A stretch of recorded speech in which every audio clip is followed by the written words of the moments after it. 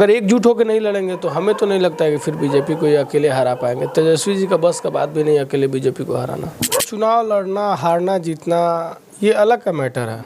मेरे अंदर ये थिंकिंग है कि मुझसे जितना हो सके गरीबों का मदद करना मैं करता हूँ, चाहे जैसा भी हो, मेडिकल फील्ड से हो, पॉकेट से हो, पैसा से हो, तन से हो, मन से हो, जिस जैसे भी होता है। हम कमज़ोर क्यों पड़ रहे हैं?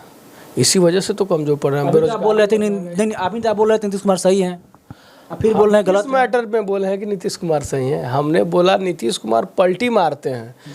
आदरणीय तेजस्वी यादव जी का जो घमंड है, जो एटीट्यूड है, कम नहीं हुआ तो फिर इस बार भी बीजेपी की सरकार बन जाएगी। मेरे लिए गर्व की बात है कि मैं मुसलमान हूँ, लेकिन सबसे पहले मैं एक इंसान हूँ और मेरे लिए मैं सभी धर्मों को इज्जत करता हूँ। तो मेरे लिए हिंदू हो, मुस्लिम हो, सिख हो, ईसाई हो, सब बराबर है। मैं आलोक सिंह अभी हमारे समक्ष मौजूद है नौतन बैरिया के पूर्व विधायक प्रत्याशी डॉक्टर शहनवाज जी। इनका बेतिया में सेंटर चलता है साइन अल्ट्रासाउंड, इनके क्लिनिक मौजूद है। स्वागत है।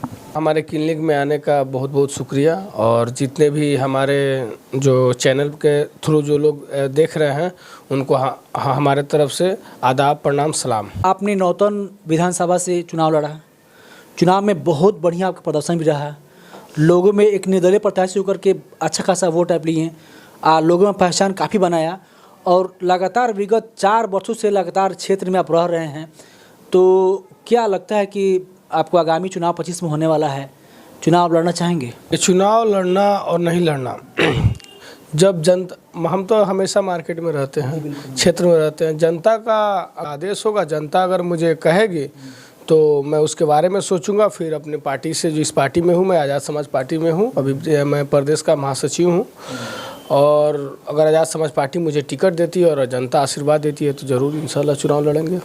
बहुत से ऐसे प्रत्याशी होते हैं, निर्दलीय प्रत्याशी होते हैं जो कि चुनाव लड़ते हैं, चुनाव लड़ने के बाद हार होने के बाद वो क्षेत्र छोड़ देते हैं, लेकिन आपने लगातार कंटिन्यू क्षेत्र में सेवा दिया। यहाँ तक कि मैंने देखा भी है कि बहुत सारा महिलाएं, पुरुष आपके यहाँ इलाज करने आते हैं, जो गरीब होते हैं उनके फ़ी में काफ़ी छूट देते हैं। यहाँ तक कि आप पूरी फी माफ़ भी कर देते हैं, निःशुल्क इलाज भी करते हैं, दवा भी देते हैं आप। सबसे बड़ी बात है, चुनाव लड़ना हारना जीतना ये अलग का मैटर है।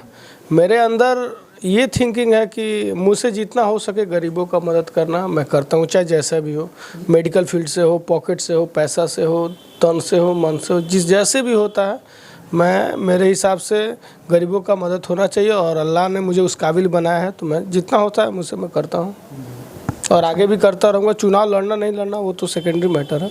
यानी जनता की सेवा की भावना आप में कूट-कूट के भरा हुआ है। ये तो मतलब अल्लाह की देन है कि हमारे अंदर हमदर्दी है और ऐसा हमदर्दी हर इंसान के अंदर होना चाहिए, इंसान के प्रति। तो देश से बहुत जल्दी गरीबी ख़त्म भी हो जाएगी। नहीं तो सिर्फ अपने बारे में सोचा जाएगा तो फिर ऐसा तो नहीं कब्र में पैसा लेके जाना है तो उसके बारे में सोचा जाता है। तो फिर अगर अल्लाह ने दे रहा है तो अपना अगर खर्च चलने के बाद भी अगर आपसे होता है कि गरीबों का हेल्प हो जाए तो करना है। मेरे हिसाब से तो यही सोच है।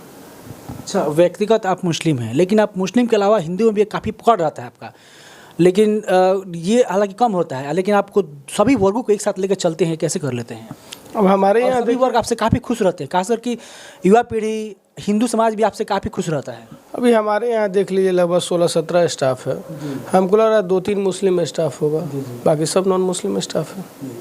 ऐसा कुछ नहीं है। मेरे यहाँ काम जो करता है लोग वो भी नॉन मुस्लिम है, ऐसा कुछ नहीं है। मेरा जो ड्राइवर है, बॉडीगार्ड है, सब नॉन मुस्लिम है। ऐसा नहीं है कि मेरे पास सिर्फ हम मुसलमान लोगों के ही साथ रहते हैं। और मेरे अंदर, मैं मुसलमान हूँ, ये मेरे लिए गर्व की बात है कि मैं मुसलमान हूँ, लेकिन सबसे पहले मैं एक इंसान हूँ और मेरे लिए, मैं सभी धर्मों को इज्जत करता हूँ। तो मेरे लिए हिंदू हो, मुस्लिम हो, सिख हो, ईसाई हो, सब बराबर है। चुनाव होने जा रहा है 25 में, तो क्या लगता है इस समीकरण जो चुनाव में मतलब कि सत्ता बदलेगी, या क्योंकि आप व्यक्तिगत राजनीति क्षेत्र में जो लगाव काफ़ी रहता है आपका, और बिहार के बहुत सारे कोने में आप भ्रमण भी करते हैं, आपकी पार्टी बहुत जगह जाकर के वहाँ प्रचार भी, मैंने अपना पार्टी के प्रचार भी करती है, क्या लगता है उलटफेर होने वाला क्या यहाँ बिहार में? तेजस्वी यादव, आदरणीय तेजस्वी यादव जी का अगर जो घमंड है, जो एटीट्यूड है, कम नहीं हुआ तो फिर इस बार भी बीजेपी की सरकार बन जाएगी। देखिए, बीजेपी, एक बात बताइए आपको, बीजेपी छोटे छोटे दल को मिलाती है। मांझी जी को, चिराग पासवान जी को, उपेंद्र कुशवाहा जी को, ये लोग को छोटे छोटे पार्टियों को क्यों मिलाती हैं? 2%, 3%, 1%, जो 4% वोट है, जो चुनाव जो हो रही है अभी रिजल्ट आप देख रहे हैं, 4%, 5% का अंतर आ रहा है। क्यों बीजेपी मिला रही है? लेकिन तेजस्वी जी अगर छोटे पार्टियों को नहीं मिलाएंगे, जो स्टेबल कर रही उन पार्टियों को नहीं मिलाएंगे, तो फिर वही होगा। 4%, 5% ये वोट काटेगा, 5% वो काटेगा, 5%, 10% AM काटेगा, 10% आज़ाद समाज पार्टी काटेगा, 5% वो काटेगा, तो फिर यही होगा। इनको भी चाहिए कि जो सहयोगी दल है उन सबको मिला के और एकजुट होकर लड़ें। अगर एकजुट होकर नहीं लड़ेंगे तो हमें तो नहीं लगता है कि फिर बीजेपी को ये अकेले हरा पाएंगे। तेजस्वी जी का बस का बात भी नहीं अकेले बीजेपी को हराना। बात आती है नीतीश कुमार पे, जो कि हमारे वर्तमान मुख्यमंत्री हैं।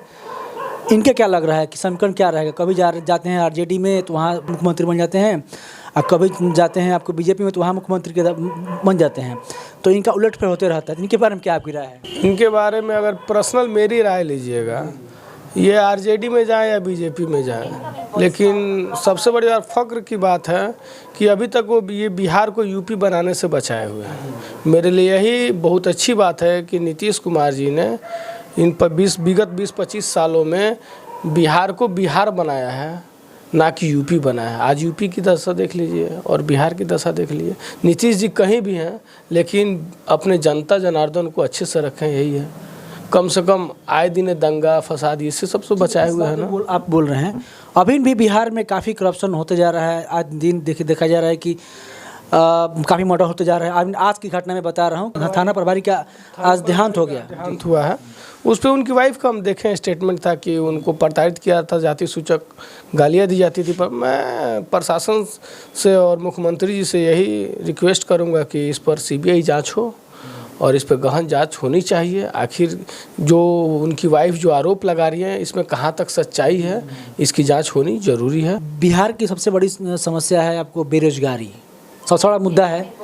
नीतीश कुमार भले 25 वर्ष से सत्ता में हैं, लेकिन बेरोजगारी को उतने दूर नहीं कर पाए। को तो वही बोला जा रहा है ना कि नीतीश कुमार अब हम कमज़ोर क्यों पड़ रहे हैं, इसी वजह से तो कमज़ोर पड़ रहे हैं। बेरोजगार बोल रहे थे नहीं, अभी तो बोल रहे थे नीतीश कुमार सही हैं, फिर बोल रहे हैं गलत मैटर में बोले हैं कि नीतीश कुमार सही है। हमने बोला नीतीश कुमार पलटी मारते हैं, लेकिन बिहार के जनता को दंगा से बचाते हैं। हमने ये नहीं बोला कि उनका रोजगार बढ़ा दिए हैं।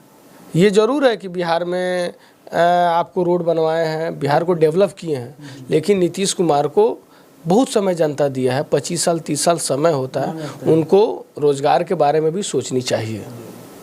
बहुत से बच्चे हैं जो अभी पढ़ाई पढ़ के बैठे हुए हैं, टीचर की बहाली होनी चाहिए। मेडिकल में डॉक्टरों की कमी है, डॉक्टर की बहाली होनी चाहिए। बहुत सारा जगह पर मतलब सीट खाली है, वो बहाली करना चाहिए उनको, इसके बारे में उनको सोचना चाहिए। ऐसा नहीं है कि हम ये बोल रहे हैं कि नीतीश कुमार 100% सही है। नीतीश कुमार अच्छे हैं, लेकिन उतने अच्छे अभी नहीं हो पा रहे हैं जितना अच्छा हम लोग अपेक्षा कर रहे हैं, और हम अपेक्षा करेंगे कि जो वक्त है उसमें हमारे लिए और अच्छा हो। प्रशांत किशोर के बारे में क्या राय है आपकी? No comments. वाई, क्या रीजन क्या है बताइए? बस नो कमेंट्स उनके बारे में। अब आने दीजिए ना, 2025 के चुनाव में पता चल ही जाएगा। अगर प्रशांत किशोर आपको अपनी पार्टी से दे रहे टिकट तो क्या करना चाहेंगे?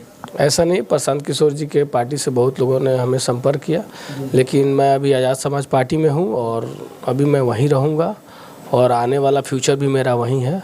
बाकी बस कुछ नहीं। जो भी देख रहे सुने उन्हें क्या कहना चाहेंगे?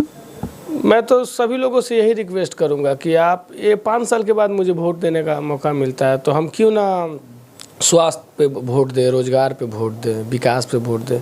जातिवाद पे वोट देने से कोई फ़ायदा नहीं है। 5 साल तो फिर यही झेलना पड़ रहा है ना, जो अभी झेल रहा। अभी कल बैठे थे हम लोग तो पता चल रहा है कि GST शायद 28% था, वो सरकार बढ़ा के 35% कर रही है।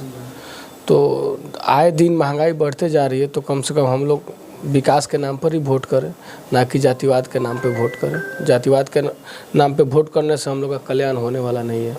बस यही। थैंक्स।